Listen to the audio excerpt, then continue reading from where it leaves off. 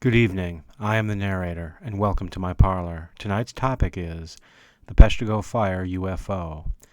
Peshtigo, Wisconsin was host to the worst fire in U.S. history. Before October 8th, 1871, its population was over 2,000. By the end of October 9th, it was about 500. It's in Marinette County and is only 3 square miles. It's about 5 miles from Upper Michigan and 6 from Green Bay. That is, the shores of Lake Michigan, not the city of the same name. Across the bay and Wisconsin's thumb is Door County and Death's Door, well known for dark history. That is for a later video. Peshtigo was first settled around 1838, though official records were destroyed and the exact date is forgotten. It was named Clarksville until 1858, when it was renamed Peshtigo for the Peshtigo River, which led to its success as a lumber town. The first mill was built in 1836 before it was even named. Soon, smaller family mills began appearing. Before this, the U.S. government tried to bring people to the area as farmers. The soil was good and there was plenty of water for crops, but the growing season was short and the winters were Moreover, acres of white pine needed to be cut before fields could even be established. Dreams became nightmares. Farming was out, lumber was in. September 3rd, 1836 saw the Treaty of the Cedars. The Menominee tribe was paid all of $700,000 for about 4 million acres. Governor Henry Dodge wanted it done as soon as possible. The meeting took 4 days. The Menominee had to move. Their homes sold for roughly 17 cents an acre. Growth was massive. In 1856, Chicago's first mayor, William Butler Ogden, saw in Peshtigo a means to further expand his lumber and railroad fortune, and founded the Peshtigo Company. He built new railroad tracks and established new barge lines in Lake Michigan.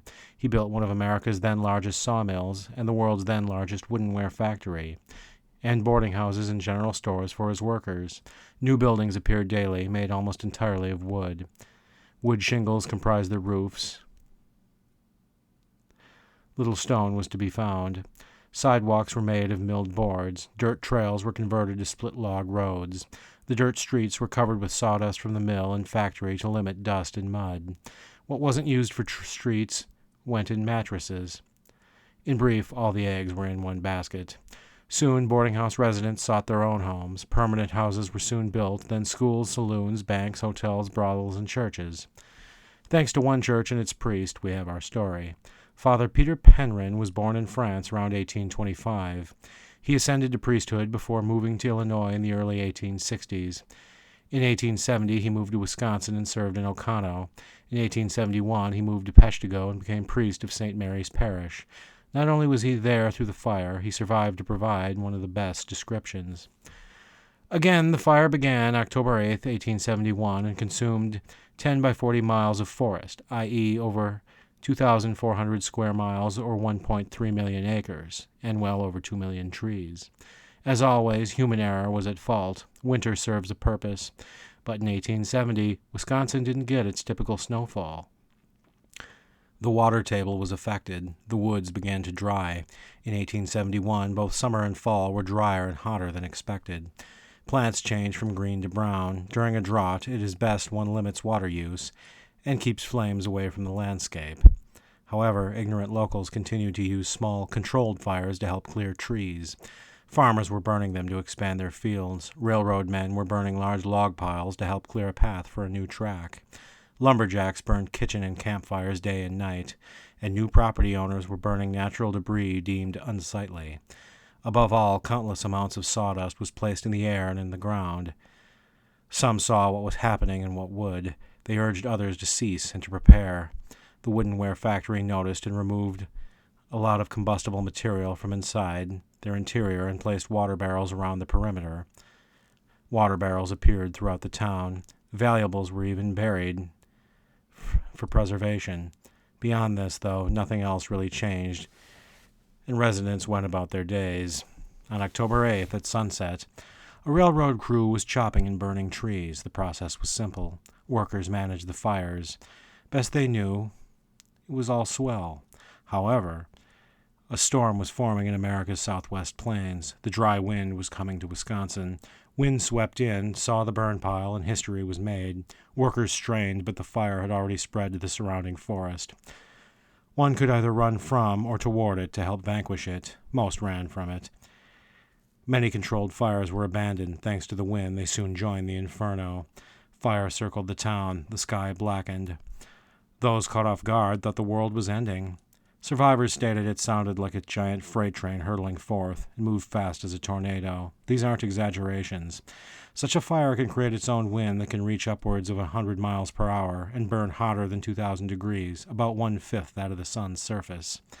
First-hand accounts state people were grabbed and thrown through the air as they ran toward the river.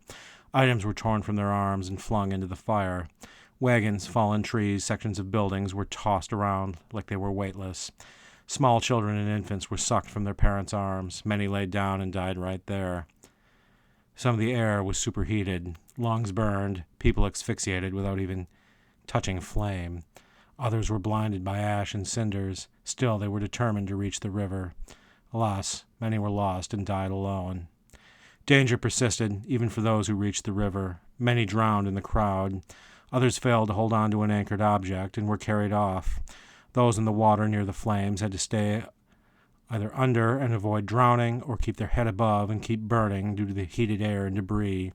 Many stayed submerged until the fire died. Many died of hypothermia. Around 3 a.m., the fire ceased. Survivors began to emerge and fell flat on scorched earth. The ground was still hot and they needed warming. Those with intact eyes gazed upon a smoldering heap that was once their city. The search for bodies was fruitless. Many were naturally cremated and blew away in the wind. Others were reduced to bone and melted steel effects, which didn't help identify their owners. 350 corpses were found. Almost all of them were unrecognizable. They were gathered and buried in a mass grave. Immediately, survivors and others nearby began rebuilding. Relief organizations were founded to aid those displaced. Emergency hospitals were built, and the federal government donated supplies originally for the Army. Over 200,000 rations of food were given. Over 1,500 coats, 100 wagons, and 4,000 blankets. Even William Ogden pledged to rebuild the town. Work began right away. By 1872, it was nearly done. By 1873, Peshtigo was back. While the fire was a major event, this barely scratches the surface. There's more to tell. At dawn, October 9th, survivors noticed strange things to them supernatural. Giant holes dotted the landscape where trees once stood. Sand along the river had melted into glass. Large stones had cracked in half. Train cars lay scattered throughout the woods. The fire had snatched them up and sent them flying. Stranger still were the unburned corpses. The items in their pockets were melted into metal clumps. Clearly the devil's work. Then the report of a black balloon floating in the sky, spewing fire. This was told directly to Father Pernin from folks he knew and saw daily. He wrote that as the fire was nearing the town, many ran out of their homes to see what was transpiring. They saw the fire and a strange object in the sky, rotating and moving above the trees. He called it a phenomenon which may be classed with the marvelous. It was said to be extremely large and again resembled a black balloon. It spun fast and rose high above the trees while moving in a set direction, as if it were on a mission. It moved steadily toward one house it seemed to single out for destruction. Upon reaching the house, it grazed it and streamed fire in all directions onto it. In seconds it burst, making a noise like that of a bombshell. The house and those inside were consumed. What was this object? Pernin says it was only seen once and soon self-destructed.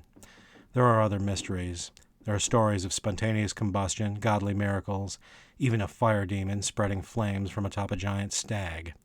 I wish I knew more of those stories. Peshtigo will be back in a later video. As always, if you've any theories or insights and would like to discuss them on this channel, feel free to email me at tparish1@new.rr.com.